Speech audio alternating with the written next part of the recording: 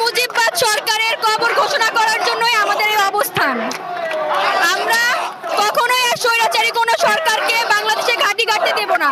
যদি আবারও কোনো স্বৈরাচারী সরকার বাংলাদেশে ঘাঁটি গাড়তে চায়, আমরা আবারও রাজপথে সবাই থাকবো, আছি ইনশাল্লাহ।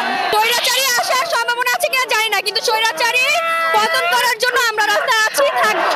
আমরা আসলে এই মেসেজটাই দিতে চাই যে আমরা আর গোলামি করতে চাই না, আমরা আজাদি চাই। আমরা এই শেখ হাসিনার যে গোলামির শৃঙ্খলা আমাদেরকে পরিয়ে দিয়েছে, এই শৃঙ্খলা ভেঙে আমরা বের হয়ে আসতে চাই, মুক্তভাবে আকাশে উঠতে চাই, স্বাধীন বাংলাদেশ আমরা চাই। আমরা চাই না আর গোলামির বেরি পড়ে থাকতে।